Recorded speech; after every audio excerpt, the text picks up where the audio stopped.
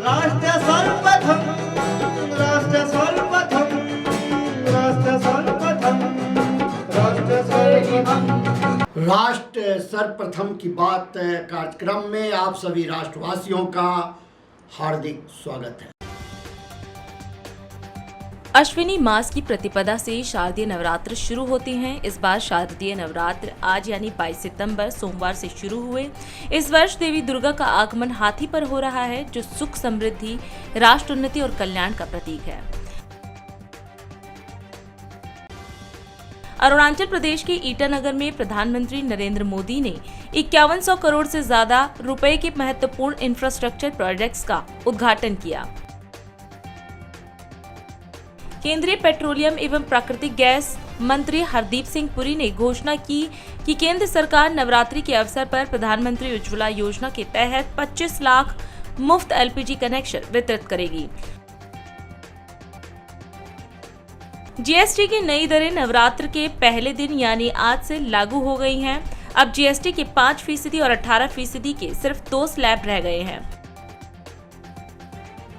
केंद्र सरकार की तरफ से जीएसटी से जुड़े सुधार आज से लागू हो गए हैं। इस बीच शेयर बाजार की दिन की शुरुआत कुछ खास नहीं रही। सेंसेक्स 400 से ज्यादा अंकों का गोता लगाकर 82,151.07 पर आ गया। राजधानी में सोमवार से रामलीला मंचन का भव्य आगाज हो गया है। लाल किला मैदान से लेकर अशोक विहार, रोहिणी, पीतमपुरा, शालीमार बाग व द्वारका सहित कई स्थानों पर सजे हाईटेक पंडालों में भगवान श्री राम की लीला का मंचन होगा।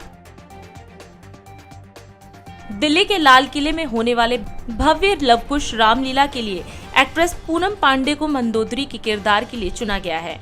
वीडियो जारी कर पूनम पांडे ने कहा कि वह बहुत खुश हैं। उन्होंने कहा कि मैंने तय किया है कि मैं पूरे नवरात्रि व्रत रखूंगी ताकि तन मन से इस रोल को और बेहतर कर सकूं। एमसीडी की तमाम कोशिशों के बावजूद गाजीपुर सैनिटरी लैंडफिल साइट राजधानी की सबसे बड़ी पर्यावरणीय समस्या बनी हुई है। राजधानी की भलसवा व ओखला लैंडफिल साइट की तुलना में यहां से कचरा हटाने का कार्य काफी धीमा चल रहा है।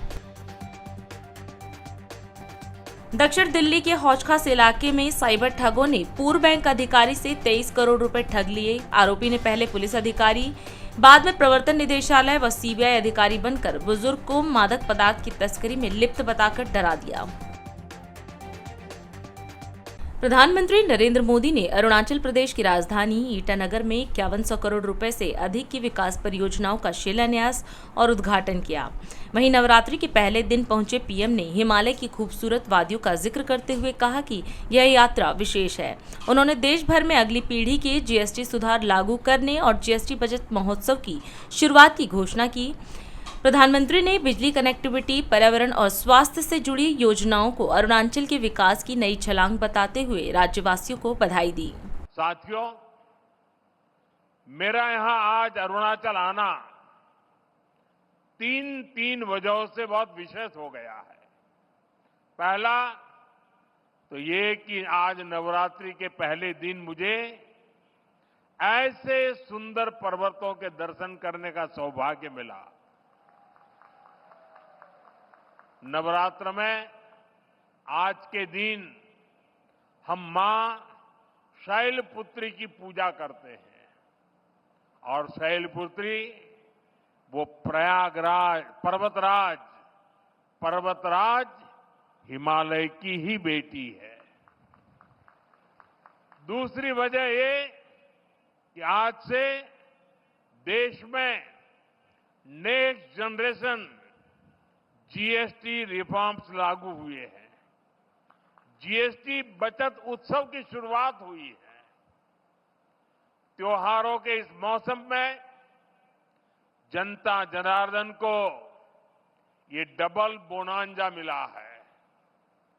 और तीसरी वजह है आज के इस पावन दिन अरुणाचल में विकास के ये ढेर सारे नए प्रोजेक्ट्स।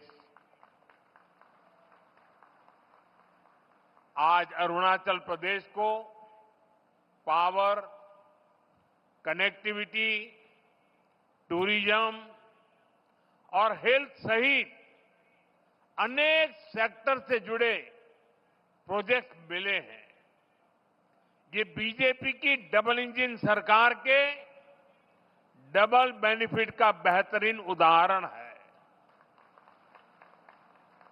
मैं अरुणाचल वासियों को इन प्रोजेक्ट्स की बहुत बहुत बधाई देता हूं। यहां मंच पर आने से पहले मुझे यहां छोटे मोटे सब व्यापारियों से बातचीत करने का अवसर मिला, उनकी दुकानों में उनके प्रोडक्ट्स देखने का अवसर मिला, और उससे भी ज्यादा मैंने उनके उत्साह को अनुभव किया, उनके उमंग को अनुभव किया। और ये बचत उत्सव मैं देख रहा था कि वहां व्यापारियों में, भिन्न भिन्न भांति की चीजों का निर्माण करने वालों में, और आज जनता जनार्दन के इतने विशाल रूप में मुझे साफ साफ नजर आ रहा है। साथियों, हमारे अरुणाचल प्रदेश में वैसे तो सूर्य की किरण सबसे पहले आती है। अरुणाचल को प्रकृति ने इतना कुछ दिया है, ये धरती, यहां के परिश्रमी लोग, यहां का सामर्थ्य, यहां इतना कुछ है।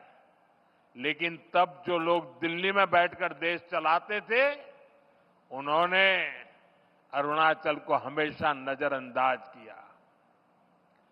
कांग्रेस जैसे दल सोचते थे कि अरुणाचल में इतने कम लोग हैं, लोकसभा की 2 ही सीटें हैं, तो क्यों अरुणाचल पर ध्यान दिया जाए। कांग्रेस की सोच का अरुणाचल को, पूरे नॉर्थ ईस्ट को बहुत नुकसान हुआ। हमने पूरे नॉर्थ ईस्ट के विकास के लिए बजट कई गुना बढ़ाया। हमने लास्ट माइल कनेक्टिविटी और लास्ट माइल डिलीवरी को अपनी सरकार की पहचान बनाया। और इतना ही नहीं, हमने ये पक्का किया कि सरकार दिल्ली में बैठकर नहीं चलेगी। अफसरों को, मंत्रियों को ज्यादा से ज्यादा नॉर्थ ईस्ट आना होगा, यहां रात्रि मुकाम करना होगा। नॉर्थ ईस्ट मुझे दिल से पसंद है, और इसलिए हमने दिल की दूरी भी मिटाई है, दिल्ली को आपके पास लेकर के आए हैं। देश का विकास होगा, अरुणाचल का, नॉर्थ ईस्ट का विकास तेज होगा। एक बार फिर आपको इन विकास परियोजनाओं के लिए बहुत बहुत शुभकामनाएं देता हूं। दिल्ली के हरिनगर में मुख्यमंत्री रेखा गुप्ता ने डीटीसी के बहुस्तरीय इलेक्ट्रिक बस डिपो का शिलान्यास किया। नई तकनीक से बनी यह सेल्फ सस्टेनेबल बिल्डिंग 400 से ज्यादा इलेक्ट्रिक बसों की पार्किंग और चार्जिंग की सुविधा देगी। यहां कर्मचारियों के लिए कार्यालय, डॉर्मेट्री, क्लीनिंग जोन और कमर्शियल कॉम्प्लेक्स भी होंगे। उन्होंने कहा कि यह अत्याधुनिक केंद्र दिल्ली की स्मार्ट, हरित और सुलभ परिवहन व्यवस्था को मजबूत करते हुए विकसित भारत 2047 के लक्ष्य को नई गति देगा। हम नवरात्रों के पहले दिन दिल्ली का एक बहुत ही बड़ा ड्रीम प्रोजेक्ट का शिलान्यास कर रहे हैं। पहला दिन, पहला नवरात्रा, और डीटीसी के इतिहास में एक माइलस्टोन कहा जाने वाला आज का ये शिलान्यास का कार्यक्रम। सबको मेरी ओर से ढेर सारी बधाई, ढेर सारी शुभकामनाएं। शानदार प्रोजेक्ट, 3 मंजिला बस डिपो, जिसकी कैपेसिटी लगभग 400 बसेस की रहेगी, जिसमें चार्जिंग स्टेशन होंगे 84 के करीब, जो कि मात्र 40 मिनट में बस को चार्ज कर देगी। पूरे इंफ्रास्ट्रक्चर के साथ, नई टेक्निक के साथ, कमर्शियल एवेन्यू के साथ एक सेल्फ सस्टेनेबल बिल्डिंग जो अपना खर्चा खुद उठाएगी, सरकार को उसमें कुछ भी खर्च नहीं करना होगा। ना केवल 250 बसेस की जगह 400 बसेस वहां पे खड़ी हो पाएंगी, बल्कि चार्जिंग ले पाएंगी, उनकी क्लीनिंग से लेकर के सारी फैसिलिटी उनको मिल पाएगी। कमर्शियल कॉम्प्लेक्स भी रहेगा, मॉल भी रहेगा, हमारे डीटीसी के ऑफिसर्स के लिए, कर्मचारियों के लिए वहां पे ऑफिस भी रहेगा, डॉर्मेट्री भी रहेगी। हर तरह की सुविधा से सुसज्जित ये बस डिपो अपने आप में दिल्ली में नए कीर्तिमान स्थापित करेगा। छत पे बड़ा सोलर पैन जिससे कि ऊर्जा का जनरेशन होगा और पूरी बिल्डिंग ग्रीन बिल्डिंग की तरीके से डेवलप की जाएगी। मैं सच में अपने विभाग के अधिकारियों को बधाई देती हूं कि लगातार फॉलोअप करते हुए इस प्रोजेक्ट का आज ये दिन आ पाया कि इसका शिलान्यास हो रहा है। किसी भी व्यक्ति को काम करने के लिए वर्किंग कंडीशन बेहतर होना बहुत जरूरी है और मुझे खुशी इस बात की भी है कि हमने आदरणीय प्रधानमंत्री नरेंद्र मोदी जी के जन्म दिवस के अवसर पे जो 15 दिन का सेवा पखवाड़ा घोषित किया, 15 दिन 75 सेवा, और आज हम उसी श्रृंखला में अपने इस बस डिपो का शिलान्यास कर रहे हैं। ऐसी अनेकों परियोजनाएं इस सेवा पखवाड़े में हमने दिल्ली की जनता को समर्पित की। मात्र 7 महीने की आपके द्वारा चुनी हुई सरकार ने दिन रात एक करके हर दिशा में, हर सेगमेंट में काम करते हुए कैसे दिल्ली को बेहतर बनाया जाए और कैसे हमारे इस राज्य के निवासियों का जीवन सुलभ किया जा सके, इस दिशा में काम किया है। इस दिल्ली को आगे लेके जाने के लिए, दिल्ली को विकसित दिल्ली बनाने के लिए इस शहर की परिवहन व्यवस्था को दुरुस्त करना सबसे महत्वपूर्ण काम है। और विशेष रूप से ये जो लोकसभा जहां पे हम हैं, दूर दराज तक फैली हुई दिल्ली, लास्ट माइल कनेक्टिविटी होना बहुत इंपॉर्टेंट है। हम चाहते हैं कि दिल्ली का कोई भी नागरिक जो सार्वजनिक परिवहन व्यवस्था के माध्यम से अपने ऑफिस पहुंचे, वो समय से पहुंचना चाहिए। इसलिए उतनी बसेस, उतनी सुविधा, उतनी ट्रांसपोर्टेशन का सिस्टम हमें डेवलप करना होगा। और दिल्ली के सामने जो चैलेंजेस हैं पर्यावरण को देखते हुए, इसलिए उसको इलेक्ट्रिक फ्लीट पे लेके आना भी बहुत महत्वपूर्ण है। अभी तक लगभग 3000 बसेस दिल्ली में ईवी हैं और अगले साल के अंत तक इसको 6000 करने का टारगेट है। तो एक बहुत बड़ा सेगमेंट जिसके कारण से दिल्ली में पॉल्यूशन होता था, वो कम किया जा सकेगा। ढेरों बधाई, ढेरों शुभकामनाएं। ये बिल्डिंग केवल बस डिपो नहीं है, ये दिल्ली के सपनों को आगे लेकर के जाने की इमारत बनेगी। और ना केवल एक प्रोजेक्ट, हम चाहते हैं कि दिल्ली में ऐसे अनेकों प्रोजेक्ट डेवलप हों ताकि पूरी की पूरी डीटीसी ना केवल अपनी व्यवस्थाओं को ठीक कर सके, बल्कि रेवेन्यू जनरेट भी कर सके। इसी तरीके से हम डिपो, इलेक्ट्रिक चार्जिंग स्टेशंस, अपने ISBTs, इन सब को रिवाइव करेंगे। केंद्रीय गृह मंत्री अमित शाह जोधपुर पहुंचे, जहां उन्होंने श्री पारसमल बोहरा नेत्रहीन महाविद्यालय के नए भवन और छात्रावास की आधारशिला रखी। करीब 15 करोड़ रुपए की लागत से 3 परियोजनाओं का शिलान्यास करते हुए शाह ने सुशीला बोहरा की सेवा और त्याग को नमन किया। उन्होंने कहा कि सुशीला जी ने अपने संघर्ष को शक्ति में बदलकर हजारों दिव्यांगों के जीवन में उजाला फैलाया। वहीं शाह ने कहा कि नए भवन से सैकड़ों बच्चों को शिक्षा और उज्जवल भविष्य की नई दिशा मिलेगी। साथ ही शाह ने याद दिलाया कि 2015 में प्रधानमंत्री मोदी ने विकलांग के स्थान पर दिव्यांग शब्द अपनाकर समाज की सोच बदली है। लगभग 15 करोड़ की लागत से 3 परियोजनाओं का यहां शिलान्यास किया गया। मोतीलाल ओसवाल ज्ञानदीप भवन महाविद्यालय, मोतीलाल ओसवाल ज्योति सदन girls hostel, HG foundation Divya ज्योति भवन बॉयज हॉस्टल, मुझे पूरा विश्वास है कि जैसा इस संस्था का ट्रैक रिकॉर्ड है, इसके हिसाब से ये तीनों भवन समय पर सुनिश्चित रूप से अपना काम पूरा कर लिया जाएगा और उससे सैकड़ों बच्चों के जीवन में नया उजियारा लाने का काम होगा। मेरे जन्म के पहले सुशीला जी ने सेवा कार्य शुरू किया। 5 विद्यालय, 2 महाविद्यालय, निःशुल्क शिक्षा, छात्रावास, भोजन और कई सारे लोगों को audio books, recorded lecture, Braille printing press, screen reader, computer lab और पूर्ण सुसज्जित पुस्तकालय के माध्यम से सैकड़ों दृष्टि बाधित बालकों के जीवन में आपने ज्ञान और दृष्टि का प्रकाश निश्चित रूप से प्रसारित किया है। और कई सारे लोग सरकारी बैंकिंग, निजी क्षेत्र, अभी मेहता साहब ने कहा कि देश की सर्वोच्च अदालत में भी यहीं के विद्यार्थी ने आर्ग्यूमेंट कर कर जिरह करने का काम किया है। अंधेरा कितना भी घनघोर हो, मगर एक दीप एक कोने में कोई प्रज्वलित करता है तो पूरे अंधकार के क्षेत्र में उजियारा प्रसारित करता है।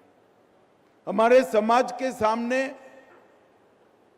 चुनौतियां कोई कम नहीं है और विशेषकर दिव्यांग नागरिक, दिव्यांग बच्चे और दिव्यांग माताओं के जीवन में जो चुनौतियां हैं उसको दूर करने के लिए हमें अभी बहुत कुछ करना बाकी, परंतु इस प्रकार के छोटे छोटे जो प्रयोग होते हैं, समाज सेवा के प्रयोग होते हैं, व्यक्ति आधारित प्रयोग होते हैं और उसमें कई लोग अलग अलग क्षेत्र के अपना योगदान देते हैं, तो इससे ढेर सारा परिवर्तन होता है और निश्चित ही रूप से एक दिन इस देश के सभी दिव्यांगों के लिए हम अच्छा जीवन और एक अच्छी कैरियर का सुनिश्चितता कर पाएंगे। पारसमल बोहरा नेत्रहीन महाविद्यालय लगभग 2022 से राजस्थान का पहला नेत्रहीन विद्यालय बना और जब समाज में दिव्यांगों को दया की जगह दिव्यता का प्रतीक मानने की शुरुआत होती है, तब सच अर्थ में दिव्यांगजनों के लिए काम होता है। मित्रों, मैं आपको जरूर बताना चाहता हूं, मोदी जी ने 2015 में पहली बार पूरे देश के लिए विकलांग की जगह दिव्यांग शब्द का प्रयोग करना शुरू किया। ये 2 शब्द ही द्योतक है कि प्रधानमंत्री जी के एक ही फैसले से पूरे भारत की जनता, सभी राज्य सरकार और केंद्र सरकार, ये सभी का दिव्यांगजनों को देखने का नजरिया बदला है।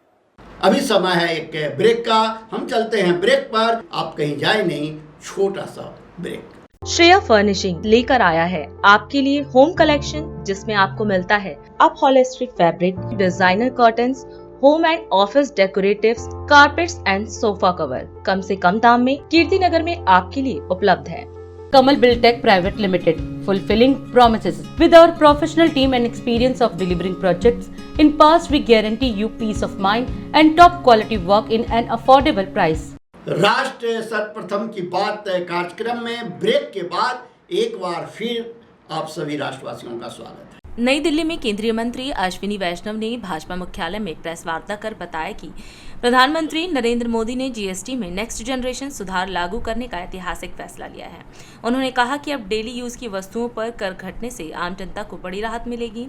रेफ्रिजरेटर और टेलीविजन पर कर 30% से घटाकर 18% कर दिया गया है, जबकि डिटर्जेंट, शैम्पू और कॉफी पर टैक्स 30% से घटाकर 5% कर दिया गया है। वैष्णव ने कहा कि यह कदम हर परिवार को सीधी बचत दिलाएगा और उपभोक्ताओं का बोझ कम करेगा। माननीय प्रधानमंत्री श्री नरेंद्र मोदी जी ने ऐतिहासिक जो फैसला लिया जीएसटी की दरों को कम करने का और जीएसटी में नेक्स्ट जनरेशन रिफॉर्म्स लाने का, वो आज से लागू हुआ है। आज सुबह से पूरे देश भर से जो खबर आ रही है, बहुत ही लोगों के मन में खुशी की लहर है। हमारे डेली यूज की करीब करीब हर चीज में एक बहुत बड़ी बचत आज से आरंभ हुई है। एक एक आइटम पे किस तरह से दाम कम हुए हैं, किस तरह से हमारे मिडिल क्लास और लो इनकम फैमिलीज के बजट में सुधार इससे हुआ है। बजट में जो बचत हुई है, प्रेशर कुकर पुरानी दर 700, नई दर 650 रुपए, 50 रुपए का लाभ। मिक्सर ग्राइंडर पुरानी दर 5500, नई दर 4800, 700 रुपए का इसमें बचत। वॉशिंग पाउडर 100 से 150 रुपए, नई दर 93 से 135 रुपए।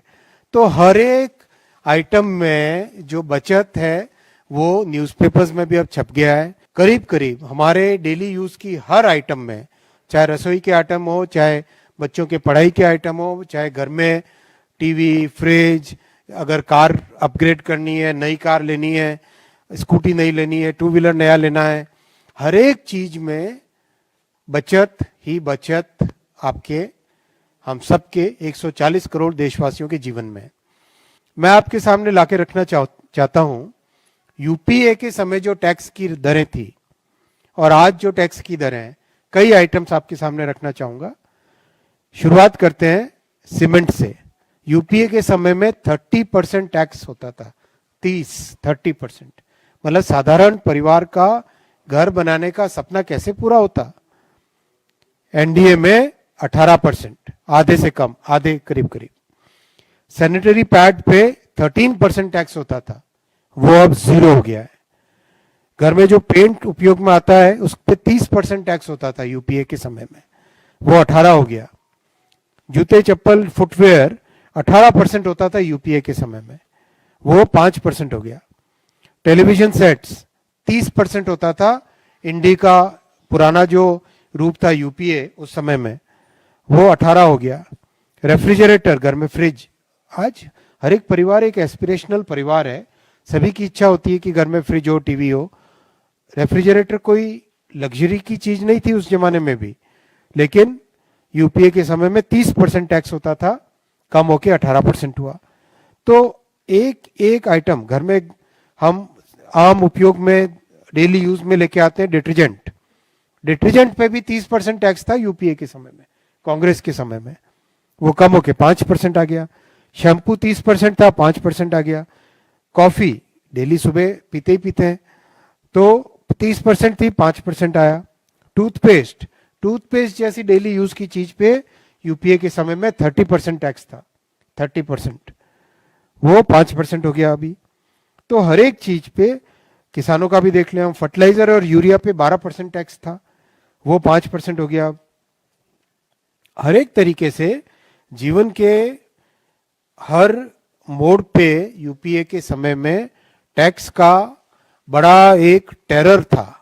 चाहे हमारी इंडस्ट्रीज हो, चाहे एमएसएमईज हो, चाहे बिजनेसेस हो, उनके ऊपर टैक्स का टेरर था।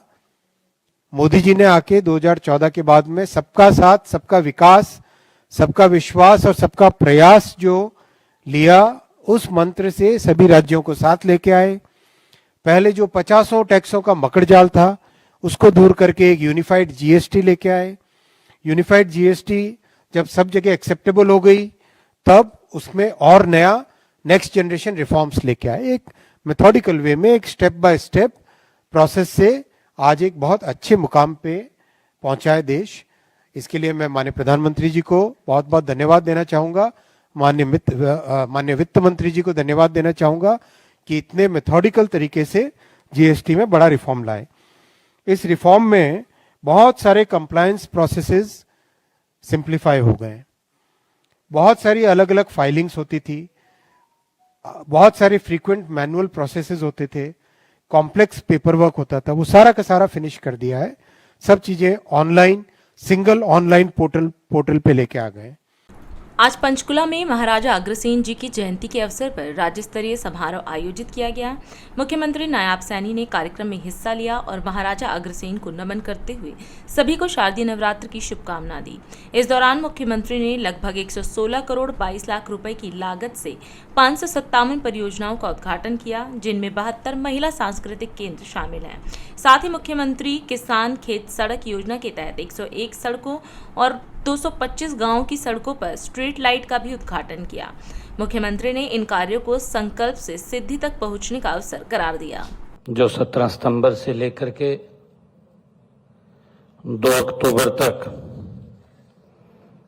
महात्मा गांधी जी की जयंती, देश के यशस्वी प्रधानमंत्री आदरणीय नरेंद्र मोदी जी के जन्मदिन से लेकर के ये पखवाड़ा 2 अक्टूबर तक सेवा पखवाड़ा के रूप में चल रहा है। और आज इस अवसर पर माताओं, बहनों, नौजवान साथियों, आप सबको दोनों हाथ जोड़ करके राम राम करता हूं। आज का दिन ये बहुत ही विशेष दिन है, पावन दिन है। आज का ये दिन, ये पवित्र दिन है। आज से मां दुर्गा के शरद नवरात्रे आज उसका शुरू हुए हैं, शुभारंभ हुआ है। और आज महाराजा अग्रसेन जी की भी जयंती है। मैं आप सबको, इन सब हरियाणा प्रदेश वासियों को शरद नवरात्रों की बहुत बहुत बधाई और शुभकामनाएं देता हूं। आज हमने यहां पर लगभग 116 करोड़ 22 लाख 68 हजार रुपए की लागत के 557 परियोजनाओं का आज उद्घाटन किया है। आज हरियाणा प्रदेश के लोगों को वो समर्पित की हैं। मित्रों, इनमें 72 महिला सांस्कृतिक केंद्र हैं।